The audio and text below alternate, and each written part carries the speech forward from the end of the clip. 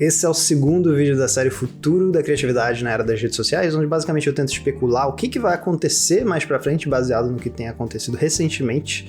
É claro que é um vídeo altamente especulativo, eu não tô batendo martelo pro que vai acontecer, é mais uma investigação criativa pra motivar a gente a pensar e entender melhor onde a gente tá e onde potencialmente a gente pode ir. E só pra deixar claro, você não precisa ter assistido o episódio 1 pra entender esse aqui, mas se você quiser ver o episódio 1 depois, eu vou deixar o link aqui na descrição do vídeo. E o foco principal desse episódio 2 é o fato de que hoje em dia nas redes sociais nós já criamos dentro do canal de distribuição. Então quando você escreve um artigo no LinkedIn, faz um vídeo no YouTube ou cria um post no Instagram, você já está criando no local que vai distribuir essa criação para as pessoas, para os usuários e usuárias que usam aquela rede social. E é claro que nem tudo que a gente cria vive dentro das redes sociais ou é criado exclusivamente para redes sociais, mas nesse vídeo eu quero focar nessa visão e como os formatos e como a distribuição do conteúdo influencia a nossa criatividade ali dentro. E é claro que é possível fazer uma lista imensa de vantagens e desvantagens disso estar acontecendo, da gente já tá criando na rede que distribui o que a gente cria, mas eu decidi focar, então eu pensei, cara, eu acho que eu vou empacotar esse episódio 2 com duas coisas que eu acho que sejam negativas e duas coisas que eu acho que sejam positivas do fato disso estar acontecendo hoje em dia e que vai continuar acontecendo no futuro. E eu quero começar pelos pontos negativos pra gente fechar bem o vídeo. Eu quero primeiro falar sobre o fenômeno de que hoje em dia nas redes sociais quase tudo é metrificado. E uma coisa que é meio chata desse processo é que quando a gente começa a desenvolver qualquer habilidade, a gente normalmente não começa fazendo aquela coisa muito bem. Se a gente gosta muito de música, a gente se motiva a aprender piano, por exemplo. Se a gente gosta muito de livros, a gente se motiva a escrever. E é normal que no início você não toque piano tão bem, ou que você não escreva tão bem. Isso é um fenômeno natural. O nosso gosto normalmente é o que motiva a gente a começar a fazer algo, e quando a gente começa a fazer aquele algo, a nossa qualidade, a qualidade do que a gente cria, tende a não ser tão boa quanto aquilo que a gente admira. Então o que me preocupa é que quando a gente começa a fazer alguma coisa, começa a desenvolver uma habilidade, a gente não é tão bom, não é tão boa, e a gente precisa fazer muitas dessas coisas para começar a melhorar a qualidade do que a gente entrega. Só que se desde o início a gente tem contato com as métricas, e as métricas nos assustam, as métricas nos deixam para baixo, as métricas não nos motivam, é muito possível que a gente pare de fazer. Então esse excesso de métricas me preocupa porque muitas vezes uma pessoa que não é tão boa em algo vai acabar desistindo de fazer aquele algo quando ela precisa fazer coisas não tão boas antes de se desenvolver, antes de se tornar uma profissional, ou simplesmente se tornar bom ou boa naquele hobby que ela quer desenvolver. Então esse excesso de métricas faz com que a gente desvie a nossa atenção para evoluir, para nos desenvolver, e aloca esse foco para mensurar a nossa performance, o quão legal foi isso aqui para as outras pessoas, o quão validado ou validada eu me senti. O segundo ponto negativo, que também tem um viés positivo, é o fato de que hoje em dia a forma do conteúdo muda muito rápido. E o que eu quero dizer com a forma do conteúdo? Por exemplo, você quer um vídeo deitado, mas se você assiste uma story no Instagram, pelo menos hoje em dia, ela é de pé. Tipo, você vê ela assim, né? Um post no feed normalmente do Instagram é quadrado.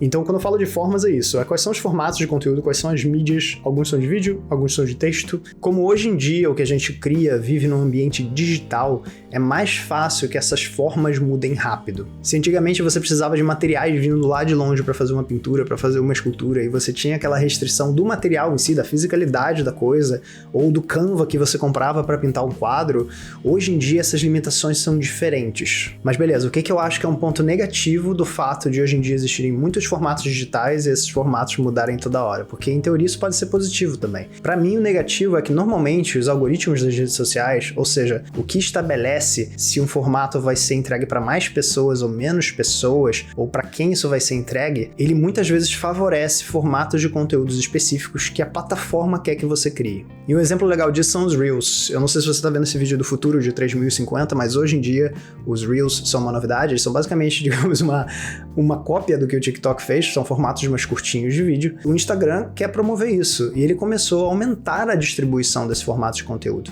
E é aí que surge um questionamento interessante que é relacionado a gente estar criando dentro do canal de distribuição, que é, bom, já que eu sei que isso aqui vai alcançar mais pessoas potencialmente, ou tem um potencial maior de viralizar, será que eu continuo criando nos outros formatos ou será que eu foco nisso aqui? E só para deixar claro, eu não estou criticando essa mudança rápida de formatos, eu só estou analisando o tipo de questionamento que surge a partir do momento que a gente sabe que alguns formatos são favorecidos, entre aspas, em termos de distribuição, e outros não tanto. Então surge esse dilema que na verdade também existia no passado, só que agora existe uma outra forma, que é como é que eu faço para criar o que eu quero criar, mas ao mesmo tempo ter o meu trabalho visto por outras pessoas. E esses são só 2 pontos que eu listei, é claro que tem muito mais pontos negativos, da mesma forma que também tem muitos pontos positivos, e eu também vou focar em 2 pontos positivos. No primeiro deles, eu quero falar sobre essa questão de mudanças rápidas de formato também, só que eu quero falar sobre o viés positivo disso. Para mim, a coisa mais legal dessa mudança rápida de formatos e formatos novos surgindo é que a gente estimula a nossa criatividade, a pensar como a gente insere o nosso tipo de conteúdo, a nossa linguagem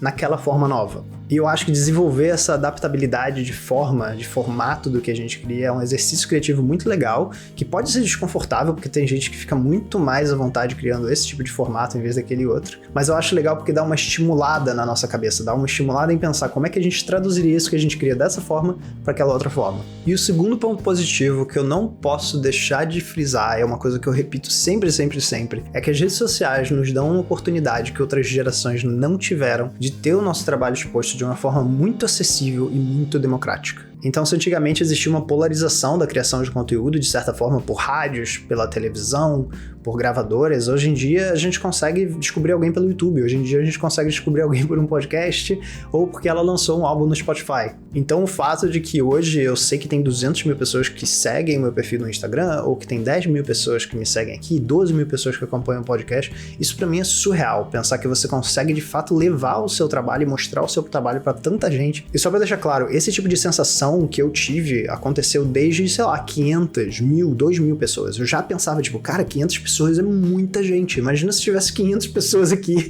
e eu tô falando para essas 500 pessoas. Eu estaria muito nervoso. E desde o início eu fiz muita questão de fato, tangibilizar isso na minha cabeça. Uma outra coisa que eu acho legal trazer pra cá é que talvez, se você não criar nas redes sociais, você não saiba, é que se, por exemplo, você tem 1000 pessoas te acompanhando, o post que você fez não vai necessariamente chegar para 1000 pessoas. O post que você criou vai chegar para menos que essas 1000 pessoas, porque o algoritmo que entrega esse conteúdo não vai mostrar o conteúdo para todo mundo. Então, acontece um fenômeno muito interessante. Por exemplo, se eu que tenho agora 200 mil pessoas no Instagram faço um post, e esse post chega para 50 mil pessoas, eu fico triste. Eu fico triste porque eu penso, cara, mas tem 200 mil pessoas me seguindo e só chegou para 50 mil. Eu acho muito louco, e quando eu tenho esse tipo de pensamento, eu me forço a lembrar, Thiago, seu post alcançou 50 mil pessoas. 50 mil pessoas são muitas pessoas. E eu acho que esse é um exercício válido para qualquer tipo de escala de alcance. Se você tiver 500 pessoas te acompanhando, se você tiver 1000 pessoas te acompanhando e você se sente frustrado ou frustrada porque o conteúdo não chegou a esse número de pessoas, coloque isso em perspectiva. É claro que isso não quer dizer que você não pode tentar aumentar o número de pessoas que você alcança, mas eu acho que é sempre legal manter em mente que, cara, se isso aqui fosse esse número, né, que hoje em dia eu tô vendo como uma métrica, fossem de fato pessoas em uma sala, em um auditório, como é que eu me sentiria? E com isso eu fecho esses 2 pontos positivos. A gente listou 2 pontos negativos e 2 pontos positivos. É claro que tem muitos mais e eu vou inclusive te convidar a me falar nos comentários quais são os pontos que você acredita que sejam bons e ruins, porque isso talvez dê até uma outra ideia para um outro episódio, que é o episódio 3. Eu posso pegar um ponto específico que alguém comentou e desenvolver um pouco em cima disso, então fica à vontade de comentar aqui embaixo se você pensou em alguma coisa que seja boa ou ruim que eu não mencionei. E eu queria deixar um convite para você. Para quem não sabe, eu tô trabalhando num projeto de um livro do Tira do Papel. Então, se você entrar em tiradopapel.com/livro, você consegue acesso à minha newsletter, onde basicamente eu vou falar para você sobre como tá o andamento do processo de livro, como é que tá sendo o processo de botar ele no mundo. Ele vai ao ar em agosto desse ano de 2021. É a primeira vez que eu tô falando dessa data, inclusive nesse vídeo, e eu tô muito animado para compartilhar mais sobre isso com você, ou simplesmente te dar umas novidades mais cedo, porque isso é uma coisa que também vai acontecer para quem se inscrever nessa lista de e-mails. Você vai ficar sabendo antes quando a coisa vai pro ar do que as outras pessoas que não se inscreveram. Muito obrigado por ver esse vídeo até o final e até semana que vem.